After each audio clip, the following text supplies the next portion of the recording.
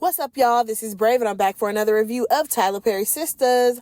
This is Season 7, Episode 10, and the episode is titled The Good Fight. So, we start this episode off with Sabrina. She ends up calling Andy to check in on her because, Jordan, he been all up and through the news, okay? And Andy, she's like, we're good because it's not like he actually committed a crime. He didn't do anything. My man is in the clear. So, Sabrina, she's like, I like Jordan a whole lot more than Gary because, Gary is giving Dahmer vibes. I said, ooh, baby. He giving something all right. I'm not sure if it's Dahmer exactly, but the man is out of control. Nonetheless, Sabrina is out here being stressed out, okay? Because, of course, she's trying to go through this IVF process. She's doing it by herself. She doesn't have a partner with her that's actually, going through it with her, through the motions with her. Because what is Rich doing? He over there making smoothies.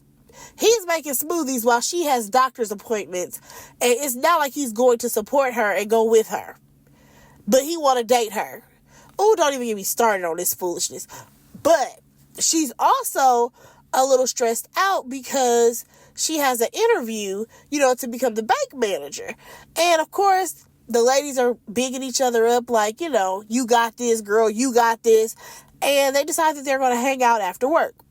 So next thing you know, Andy and Jordan, they're trying to, get some morning action going, and the news is on. Well, I'm trying to figure out why the hell did the news reporter post Andy's apartment building up, talking about this is where Jordan has been staying, but he's clear of all charges. Excuse me? This man is clear of all charges. Why did you have to go find Andy's address for that? I'm trying to make it make sense. Like, what is going on? Nonetheless, these two are happy that, this whole situation is over. They both can move on. So, Fatima, baby, we go over to that house.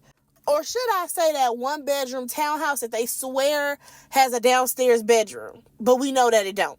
Nonetheless, it's toys everywhere. Fatima's over here trying to find her phone. She can't get her phone. Michael, no offense, but baby Michael on mute, okay? Mute Michael can't tell you where the phone is, girl. So, you know what I'm saying? She's stressed out. The boy tried to show her some drawing that he did, which I'm like, okay, great, because they're bonding at this point. But at the same time, Zachariah, Zach, what the hell you doing over there sitting at the table? Oh, my bad. He's over here, I guess, going through bills because he's realizing the cost of having a child. Negro, what did you think was going to happen? After you bought 1 million toys, that was all the money that you were going to spend?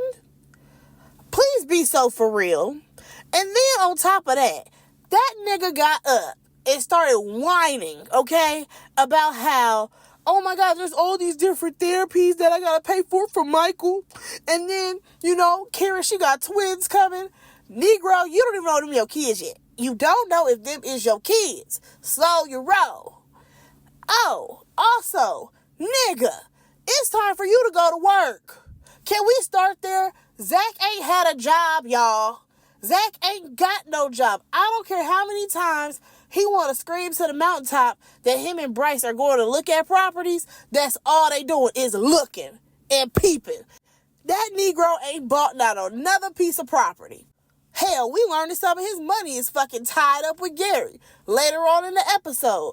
I'm like, Zach, you had this whole thing about how you are so much bigger and better than that one program. Y'all, what was the program called?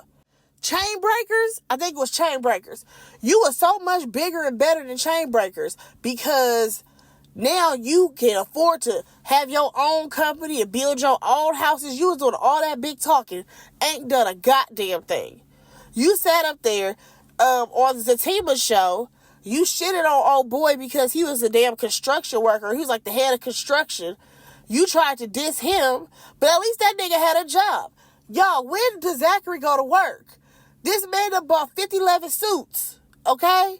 Zach come on the screen fly as hell, okay? But baby, you have no money. You have no income. There's nothing coming in. That's what an income is. Like, Fatima, are you paying all the bills over there? What's going on?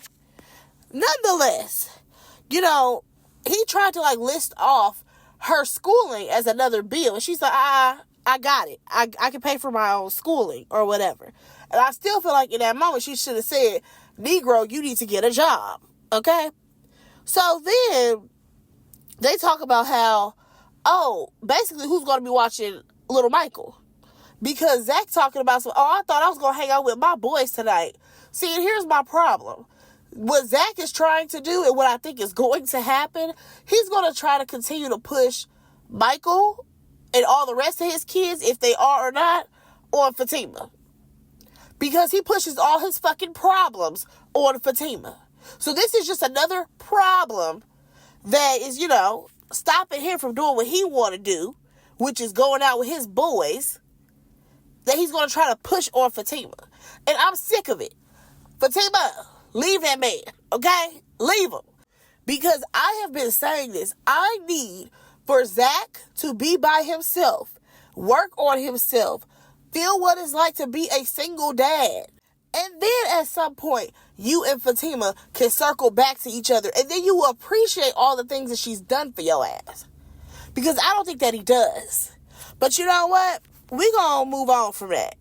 Because Fatima did tell him no, you're going to be here at this house, okay? Oh, I almost forgot, y'all. I almost forgot. So he decided at one point that he was going to call Scary Gary. And I can't even lie. I was hella confused. I'm like, nigga, why is you calling him? That is not your friend. And then, of course, Gary didn't answer because he's avoiding people at this point. Now, we're going to move on over. Karen at the salon, right? Now, Pam has overheard that Karen is having twins, so she brought her 2 juices. I'm so fucking confused, y'all. I'm so confused. I'm not understanding why Karen did not tell Pam off rip, okay, from the jump, that she was having twins. Because let me tell you something. Pam has been there for you when them sisters that you got left your ass high and dry, okay? Pam has been rocking with you this whole time. I'm not understanding why you never told her, oh my gosh, Pam, guess what? I'm having twins. I don't understand what is going on. I feel like we made some progress at the end of last season with Karen and Pam's friendship, because when all that shit was going down at her salon, the only person that was still rocking with her was Pam. So it's bothering me that, number one, Pam did not come into this new salon as a partner.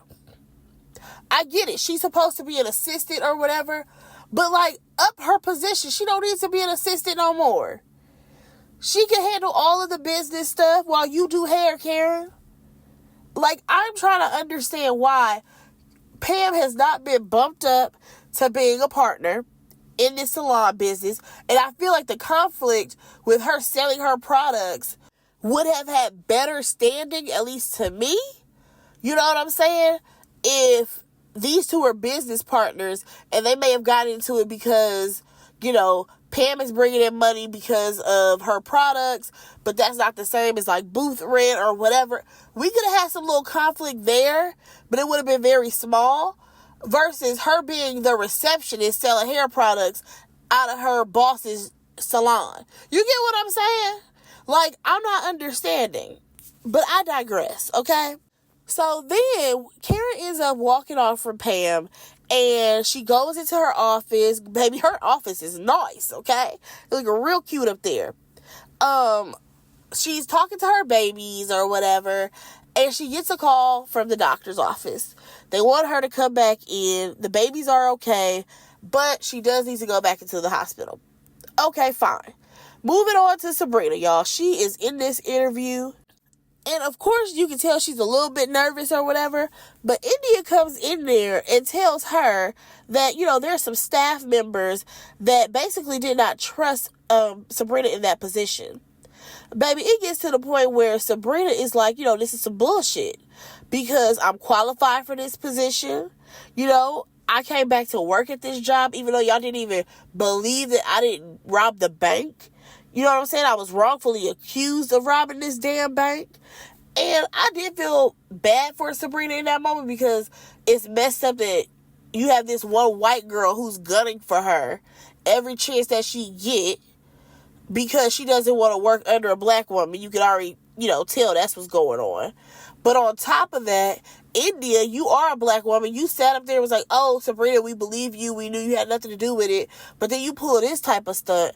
But then on the other hand, I was actually very proud of Sabrina because this is the first time we've actually seen Sabrina, voice her opinion and stand on business to be like, listen, this is what I deserve.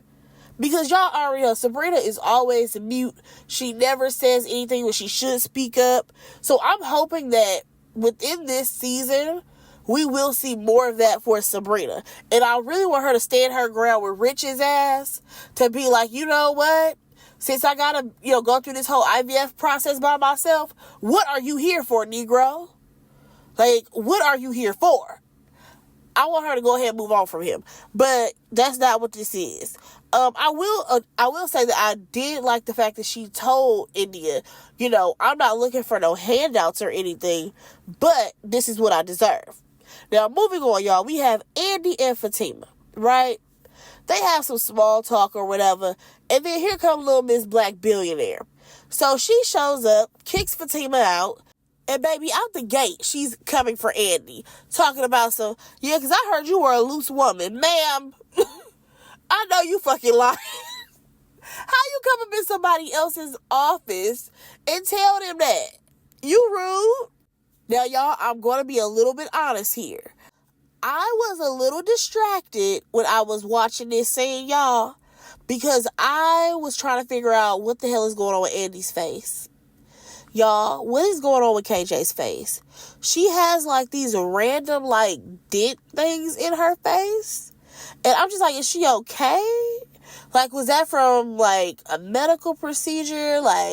Does she have something serious going on and they're trying to cover it up? That's why her hair is like that this season. Y'all let me know. Is something going on right there? Because I know I ain't the only one who noticed that there's some different things happening on Andy's face. But I'm going to keep on moving. So Andy, she's still talking to this lady or whatever. And basically, old girl told her she cannot shit where she eats. And she goes ahead, hires Andy as her attorney. Now, she also says that she wants to bring on co-counsel. And I'm just like, ooh, can this be a way for y'all to bring Robin back? Let's do that. I would appreciate it. But let's go ahead and move on. Y'all, Hayden is listening at the goddamn door. Please don't make it be that Hayden is working on this case. Because it makes absolutely no sense. That lady she paid him no never mind every time he popped up. So it would be dumb for him to be added to the case. Nonetheless, the rich black lady, she ends up leaving. And of course, Andy and Hayden have a little back and forth. And that ain't really that important. We're going to go ahead and move on. Danny meets Tony's fucking kids, and they're little assholes.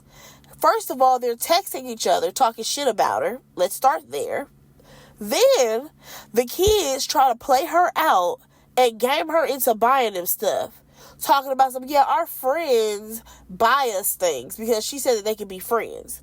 First of all, they said, they wanted her to buy a video game or something. Okay, that's one thing. Then the kids had the audacity to be like, you can take us to a game. I can't remember if it was a basketball game or a baseball game. Either way, Danny, you should have shut that shit down right then and there, okay? Then it's the part that got me. Lil Mama, she said, she wanted Danny's necklace. I'm sorry, little girl. Whose necklace do you want? You want me to take something off of my body to give to you? Are you dumb? So, this little girl, she basically sits across from Danny and looks at her, okay? Tony comes back to the table. Danny takes her necklace off, y'all, because the little girl just staring at her. Takes the damn necklace off, and then she places it on the table and slides it across the fucking table to this little girl. And Tony, big doofy dumbass, he's sitting up here talking about oh, the kids love you, Negro. My God, let me calm down. When I tell you, I was so confused because I'm like, Negro, you did not realize how weird that transaction just was? Because if Danny really wanted your child to have that necklace, she would have handed it to her, not slid it across the fucking table like that. You didn't think that was a weird transaction? You didn't want to say, oh, hey, you're going to give her your pearl necklace? What's going on? You didn't want to ask any of those types of questions, Dad? Wow. Y'all, then what makes it worse is that Richard came over to the table. I'm like, oh, God, not this man. So I didn't even realize that they were at his little juice bar or whatever. And he ends up taking the kids, away from these two grown adults. And here's another thing. It's the fact that he already noticed that Danny has got, right? Then Danny and Tony, they talk. And she's like, I want my necklace back. And Tony, why the fuck did you not correct your fucking children? Like, I'm sorry, this whole scene, I get what they were trying to do, but absolutely not. At no point did he correct his children. Because let me tell you something. If I'm telling my man, like, listen, your kid's kind of out of pocket. They trying to get me to do all these things for them. And this ain't that type of fucking party. I would have called that little girl right on back over there, like, hey. What was the situation with you and this necklace? You know what I'm saying? Like, I'm sorry, y'all, but I just was not feeling that scene at all. Because there's no way you can tell me that Tony was that fucking oblivious to what the hell his kids was doing. Moving on. So Zach goes to see Gary, okay? Now, I was, again, hella confused. Because I'm like, when did Zach give Gary some money, right? This whole time, I thought that Zach invested his money with the guy Jake, right? I was under the impression that Jake and, Gary, they worked at the same hedge fund. Nobody has ever said that Gary is the owner of the business. Nobody has said that. I guess until recently, we just made that happen. So I was a little confused. I'm like, oh, so I guess Gary owns the company now. Okay, fine, whatever. So all I know is that Zach was not playing with Gary, okay? Because Gary tried to do that stupid shit that he loved to do, to where he just basically play in your face all day. But he played in the right face because, baby, he has got hit, okay? Gary's face got hit, and I was not mad about it. So, of course, what happens in retaliation? Gary, he pulls out a gun, right? But, no, I'm sorry. I think Zach, he said that he'll kill Gary. And then that is what made Gary pull out that gun, right? Well, don't you worry, because Zach, he has grown, He's not afraid of Gary, because Gary was saying, shoot me, pop me. But Zach was like, I'm not about to do that. He empties the clip. He takes the bullets with him or whatever. And, again, Gary is losing his fucking mind, y'all. I honestly feel like this would have been an easy way out if Zach would have popped Gary. Because that man is sinking and drowning right now. Okay? Now, my only thing was, Zach, I wish that you wouldn't have touched the gun, because we don't know what's on that gun dealing with Gary. Nonetheless, Penelope showed up, so Zach ended up leaving. Y'all, so then we go back over to Pam, right? Now, she at the law office, and she ends up running into Andy, and she's like, oh, great. I want to hire you to be my lawyer because, Karen wants my business to be legit. Baby, Andy passed her right the fuck off. She's like, oh, I'm going to give you a contact of somebody who you can reach out to. Y'all, didn't Andy just give her the number to the guy who just helped her with the Gary case? And I feel like she said the same name. My whole thing is, well, girl, if he just helped you dig up some stuff on Gary, did he even handle businesses like with her hair products? What's going on here? Also, let me tell y'all what pissed me the fuck off watching this damn show. Andy fucking Barnes.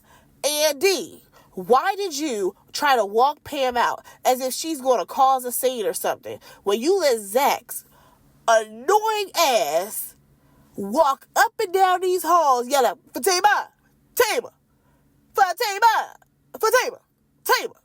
You let him do that all the time. But you want to walk Pam out as if she's going to like cause a scene? Oh, that bothered me, y'all. But we going to go ahead. We going to move on. So Maurice, he ends up calling Sabrina. She tells him about the interview and how she didn't think that it went well because she may have lost her job because, she stood up for herself or whatever. So Maurice, he tells her that he's getting ready for a date with his man. All right, cool. Moving on. Zach, he ends up going home. Fatima is there. She has cooked dinner. Excuse me? Ma'am. Wait a minute. Why did you cook dinner? You should be in class right now. Because the conversation that happened earlier in the morning was that I have class tonight, so you're going to be watching little Michael. You're not going out with your boys. So how in the hell was she there with little Michael and she had time to cook this Negro some dinner? I'm trying to make it make sense, y'all. Because that sounds ass backwards. And then Zach gonna ask her how was class, I think. And I'm like, did she even go? Because it sounds like she was at home with Michael while you went to go play around with Gary. Now, I thought you went to go see Gary in the daytime. Why the fuck are you coming home in this evening? See, I'm telling y'all, I don't know what's going on. I get it. The new writers are trying to get these storylines out. But at the same time, at least when it was Tyler Perry, okay, when he was writing it, and we was going to be in that day, we went from day to night. With these new writers, one scene is at nighttime, the next scene is in the daytime. Baby, it's jumping all over the place, okay? And I need for them to get the hours together. But Zach, he ended up telling Fatima about his little run-in with Gary. All right, fine. We're going to move to the hell on. All right, Karen. She about to leave the salon, right? Trey comes in. Baby almost get pepper sprayed. Now, here's my thing, y'all. He gonna tell her, oh, I was just dropping off this one little box. And she's like, oh, that's probably for Pam. Just sit it over there, right? Keep in mind that she said that. So he basically tells her that she should get some cameras put up because you don't know who can be coming in and out of your salon or what kind of crazy things can happen. And she's like, oh, yeah, I got a box of them somewhere. Of course, he volunteers to put them up for her and whatever. Who cares about all that? This is what got me. When this man was walking out the door, y'all, why did he take that box with him? The box that he just fucking delivered. He took it out the door with him. And I'm just like, so are you just bringing the same damn packages in and out of her salon just so that you can see her? I'm going to need for you to make that make sense. I was so damn confused. I said, nobody thought to reshoot that? That he walks out of there without the package that he just dropped off? Baby, make it make sense. We going to go ahead and move on. Maurice, he's on his date. Some guy recognizes him from his fixation page. And, of course, we can see that this is an issue with the guy, Grayson. He's not into Maurice having all these fans and people recognizing him. And I don't even think it's so much about, because of popularity. I think it's just because everybody know what your partner do online. Well, y'all, we later see Maurice and baby boy clearly was left. Okay, he was left at the party because he was sitting there by himself, baby. Grayson is not here for that. Let's go ahead and move on, y'all. All right, so we got this scene, which was going back and forth between the Chipmunks and the Chipettes, okay? Now, if you're confused of who are the Chipmunks and the Chipettes, well, the Chipmunks would be Jordan, Tony, and Rich. And then the Chipettes, that would be Andy, Danny, and Sabrina. Because, of course, these couples have to match conversations. You know how they do it on the TV shows, y'all. So, first things first, okay? One thing that was bothering me was the fact that they were standing up at Sabrina's house, and I realized that every time they go to Sabrina's house, baby girl ain't never got no seats. I'm like, why don't you ever sit on the couch at Sabrina's house? I'm just curious. But I get it, whatever. We gotta film it how we film it. So, y'all, the conversations are going back and forth, okay? Danny talks about how the kids hustled her. Tony talking about things went well. Now, y'all, that man took it even further because he had the audacity to say, oh, yeah, she's going to take them to a game. Danny is taking your children to a game. I hope it's on your dime, Negro, because you're the fucking VP. Like, yes, Danny can take your kids to Alaska. She can take them to Antarctica. She can take them to Asia. It doesn't fucking matter. As long as it's on your dime. Because let's stop acting like Danny has a real high position at the fucking airport. Danny works the front desk. I don't care how they tried to play this game of her being the manager. No, she ain't. She the only damn person who works the front desk at the goddamn airlines, okay? So she works the front desk, and you, my friend, are the VP. Now, she can go ahead and run your kids around wherever you want them to go, as long as it's on your dime. Because, Negro, them is your kids, and you make the money in this relationship, okay? You make it probably 5 times the amount of money that she makes. Be so fucking for real. But we gonna go ahead and move on, y'all. Now, of course, Jordan and Andy, they're both going back and forth talking about how he said, I love you. She didn't say, I love you. Yeah, who cares, okay? Moving on. You already know Rich and Sabrina didn't have much to talk about because those two don't need to be together. Karen ends up showing up, y'all. And she looking at that damn charcuterie board like, I want some real food. Y'all, I'm about to order us some real damn food. And I can't even knock her.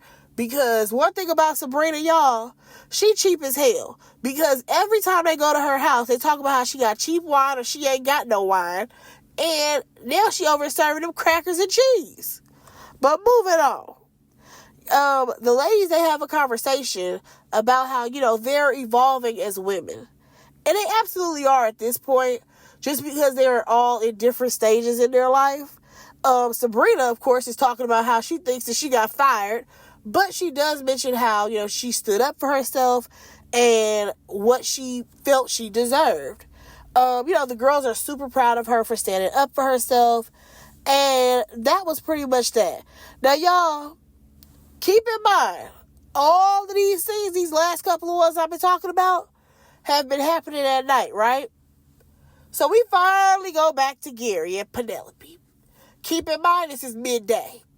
Because she was there, she got there when, what's his name? Zach was there. And the sun was out, okay?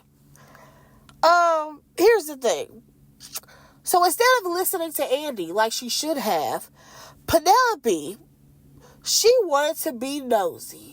She just had to know who Kimberly Potter was. Bitch, she the sister to Harry Potter. Now, if you don't get the hell on, I was so annoyed, y'all. Because why are you so fixated on knowing who Kimberly Potter was? You gonna end up like Kimberly Potter, girl. And I'm not understanding why you keep playing with Gary. Because at this point, you know how detrimental that he is. You know what I'm saying? You know some of the stories of Gary. Like, I know that at first in y'all relationship, you were the only one who was getting treated like a princess, while all the rest of the women that he was messing around with were treated like dogs. Because we never gonna forgive how he tried to break Andy ribs, okay? But I'm trying to understand what was she trying to prove? What was she trying to gain from, going up there asking about this lady? Like, unless she was, like, wearing a wire, I'm not understanding why she did this, y'all. So, this woman, she pulls out the photo of young Kimberly, okay? I'm like, you had all this time to do this when you should have been packing your shit. First of all, Gary has been so sick of your ass, he basically dismisses you every time he sees you. That man ain't coming home. He ain't coming home to you. You had all this afternoon to pack your shit and get the fuck out. But no, you went to go see Gary. So, like I said, she ended up handing him the fucking photo of Kimberly. And what did he do? Ball it up. So, he told her, you know, you got to stop snooping through my stuff. Other than that, you going to find out some stuff that you don't want to find out. So, he tried to kick her out the office, y'all. I'll give Gary that. He tried to kick her out. But no. Penelope decided, let me put my fucking self in jeopardy. And Gary threw her ass. He tossed her. Okay? Tossed her to the fucking ground. And you know what? I cannot feel bad for Penelope. I cannot. Because she did not take Annie's advice. Like, girl, you had one job. Pack your shit and go. Okay? That's all you had to do. But no. You were so busy. I guess you had a point to prove, girl. Well, guess what? You proved it all right. How dumb you are. Oh, my gosh. I can't even call her Penelope no more. I gotta call her Lot's wife. You had one job. When God told that lady, don't look back, she turned into a pillar of salt. Okay? Because she had to look back. You had one job. Pack your shit. Get the fuck on. What did you do with your one job? You went to go see the enemy. Girl, get it together. But y'all, that was the episode. Let me know what y'all thought about it. Go ahead and like, comment, and subscribe to my channel. And I will talk to y'all in my next review. Bye, guys.